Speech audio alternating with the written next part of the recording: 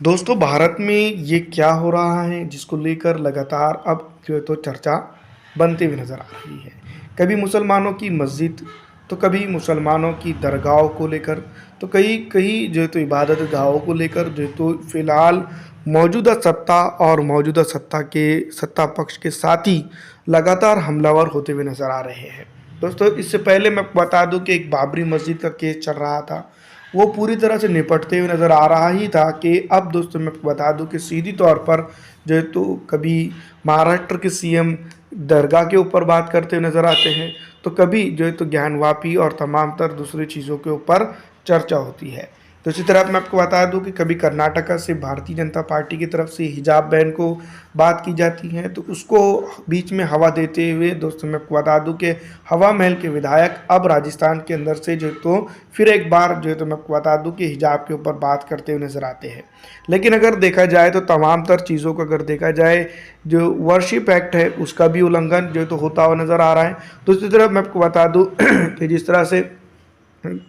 जो है तो संविधान ने जो बेसिक आर्टिकल जो है तो खाने पीने और जो है तो पहनने का अधिकार दिया है, उसका भी जो है तो ये लोग उल्लंघन करते हुए नज़र आ रहे हैं। इसी बीच मैं आपको बता दूं कि जिस तरह से जो राजस्थान के हवा महल के विधायक हैं, जिन्होंने जो बयान दिया है वो काफ़ी जो है तो चिंताजनक है। इससे पहले भी खाने पीने और बहुत सारी चीज़ों को लेकर जो है तो बाल मुकुंद आचार्य ने जो तो बयान दिया था। बाद में दोस्तों कुछ वक्त के बाद ये चीज़ें वायरल हुई और जो है तो मुसलमानों के अलावा दूसरे लोग जो है तो उनके ऊपर आक्रामक होते हुए नजर आए। उसके बाद जो तो एक वीडियो जारी करके उन्होंने उसके ऊपर भी माफ़ी मांगी थी। लेकिन आप दोस्तों मैं आपको बता दूं कि बीजेपी एमएलए बाल मुकुंद आचार्य ने हिजाब पर जो है तो बयान दिया है, जिसके बाद जो तो मैं आपको बता दूं विपक्ष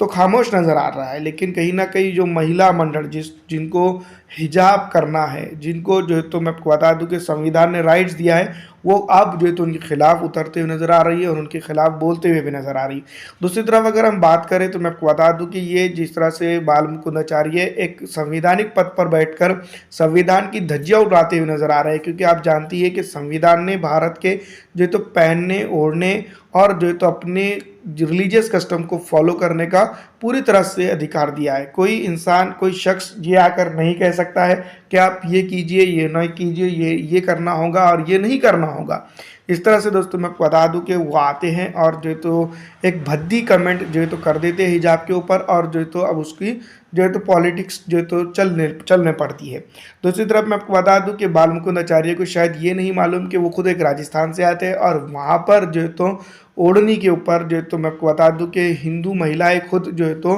एक तरह से देखा जाए तो पल्लू लेती है, जिसको हम जो है तो एक प्रथा के तौर पर देखते हैं, वहाँ पर के आदर्श के तौर पर हम उसको देखते हैं। तो उसके बाद मैं आपको बता दूं कि वो इस तरह का बयान देते हैं,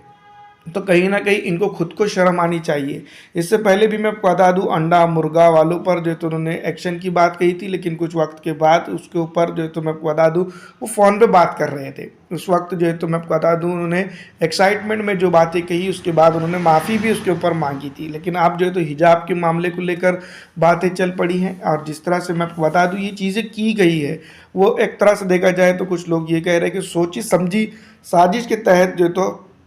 ये बात कही गई है। और इसके चलते जो है तो राजस्थान के बहुत सारे मुद्दे हैं जो फिलहाल जो है तो सदन के अंदर उठाने चाहिए थे, पार्लियामेंट की जो तो राजस्थान की विधानसभा के अंदर उठाने चाहिए थे, वह ना उठाकर इस तरह का मामला जो है तो लाया गया है। खास करके जो है तो यहाँ पर जो है तो खास करके टारगेट किया गया है। दूसरी तरफ मैं आपको बता दूं कि विपक्ष पूरी तरह इसके ऊपर मौन नज़र आता है। मौन इसलिए है क्योंकि आप जानती है कि कर्नाटका के अंदर जो है तो सबसे पहले हिजाब बंदी का मामला उठा था। वहाँ पर कई एक जो है तो महिलाओं को या बच्चों को जो है तो मैं आपको बता दूं स्कूल और एग्ज़ाम से उस वक्त महरूम कर दिया गया था, और कुछ लोगों को मजबूर कर दिया गया था कि वो हिजाब उतार कर एग्ज़ाम दे या फिर जो है तो स्कूल कॉलेज में आए। उस वक्त भी जो है तो ये डिमांड उठी थी, हिजाब जो है तो बेसिक जैसे अधिकार है, और भारत के आर्टिकल यानी कि संविधान ने जो तो आर्टिकल बना दिया गया है जिसमें जो रिलीजियस कस्टम को वो हर कोई फॉलो कर सकता है। अगर हिंदू है तो हिंदू प्रथा और हिंदू आर्टिकल्स को वो फॉलो कर सकता है। अगर मुसलमान है तो मुसलमान जो है तो उसको फॉलो कर सकता है,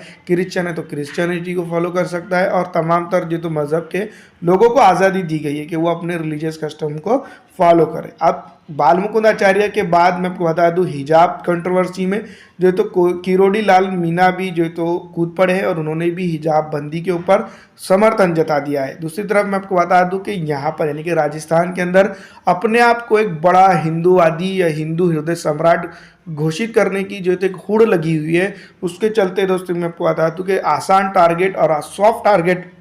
जिसको हम कह सकते हैं वो मुसलमान या फिर इस्लाम या फिर किसी न किसी तरीके से माइनॉरिटी को इसमें लाया जा रहा है। तो दोस्तों ये सीधी तौर पर साफ जाहिर करता है कि अगर ये लोग अगर जिस तरह से जो सवाल उठा रहे हैं ये लोग अगर थोड़े से पढ़े लिखे होते या संविधान का इनको थोड़ा सा बहुत नॉलेज होता तो इस तरह की बयानबाजी वो बिल्कुल नहीं करते, क्योंकि आप जानती हैं कि भारत के संविधान ने जो तो अपने अपने कस्टम को अपने अपने रिलीजियस कस्टम को फॉलो करने की जो तो पूरी इजाज़त दी है। जिस तरह से मैं आपको बता दूं कि सार्वजनिक स्थल की बात करते हुए नज़र आते हैं कि तो सार्वजनिक स्थल हो या ना हो वहाँ पर जो है तो कौन क्या पहनेगा और कौन क्या नहीं पहनेगा, कौन क्या खाएगा और कौन क्या नहीं खाएगा, इसकी पूरी इजाज़त दोस्तों संविधान दे रहा है। इसके बावजूद भी ये लोग इस तरह के लोग आते हैं और जो है तो इस तरह के बयानबाजी करते हैं, ये अपने आप में बहुत बड़ी शर्म की बात है। अपने आप को एक बहुत बड़ा एक रिलीजियस इंसान बताने की कोशिश करते हैं, लेकिन शायद ये खुद भूल जाते हैं कि राजस्थान के अंदर मुसलमान महिला तो हिजाब कर रही हैं, वो उनका अपना राइट से करे या ना करे। दूसरी तरफ जो तो एक तरह से देखा जाए तो एक रिलीजियस है जो दूसरा रिलीजन है, वहाँ पर वो महिलाएं जो है तो मैं आपको बता दूँ घूंघट लेती हैं, घूंघट को जो है तो कई दशकों से जो है तो यहाँ पर वो इस्तेमाल करते आई है। उसके ऊपर इनकी चुप्पी साधी जाती है, उसके ऊपर उनको डेयरिंग नहीं होती है बोलने की। अगर उसके ऊपर अगर ये बोल सकते हैं तो बोल कर बताएं। दोस्तों दूसरी तरफ मैं आपको बता दूँ कि बेवजह हिजाब को एक कंट्रोवर्सी का निशाना बनाया जा रहा है, ताकि दोस्तों मैं आपको बता दूं कि ये अपनी सियासत को चमका सके और लोकसभा चुनाव के अंदर जो तो भारतीय जनता पार्टी के खाते में ज़्यादा से ज़्यादा वोट ला सके। वैसे मैं आपको बता दूं कि राजस्थान के अंदर बहुत सारे अलग अलग मुद्दे भी बचे हुए हैं, जिसके ऊपर दोस्तों मैं आपको बता दूँ बात करने की सख्त ज़रूरत है, उसको जो तो हल करने की सख्त ज़रूरत है। लेकिन इस तरह के नेता है जो इनको ही नहीं मालूम है कुछ चीज़ों के ऊपर किस तरह से बयानबाजी करनी चाहिए और किस तरह से बोलना चाहिए। आते हैं मुंह उठाते हैं और बोलकर चले जाते हैं। दोस्तों मैं आपको बता दूं कि ये एक तरह से देखा जाए तो भारत के प्यारे संविधान का उल्लंघन है, और इसको लेकर जो तो तमाम तर लोगों ने आवाज़ उठानी चाहिए कि इस तरह का जो तो उल्लंघन आने वाले दिनों के अंदर नहीं करना चाहिए, क्योंकि पहले ये बहुत कम तादाद में हुआ करते थे। अब जो तो इनकी तादाद जो तो इस तरह के लोगों की जो उल्लंघन कर रहे हैं, भारत के संविधान को लगातार धज्जियाँ उड़ा रहे हैं, उनकी तादाद बढ़ती चली जा रही है। फिलहाल दोस्तों मैं आपको बता दूं कि बाल मुकुंद आचार्य को खुद सोचना चाहिए, क्या सिर्फ हिजाब पे पाबंदी आनी चाहिए या फिर दोस्तों दूसरे जो तो घूंघट है और बहुत सारी चीज़ें हैं जिसके ऊपर भी पाबंदी आनी चाहिए। क्योंकि दोस्तों आप जानती हैं कि अगर कभी कानून होना चाहिए तो सबके लिए बराबर होना चाहिए, कानून किसी के लिए अन्याय का जरिया ना बनना चाहिए। फिलहाल इस वीडियो में इतना ही। आपको क्या लगता है कमेंट करना।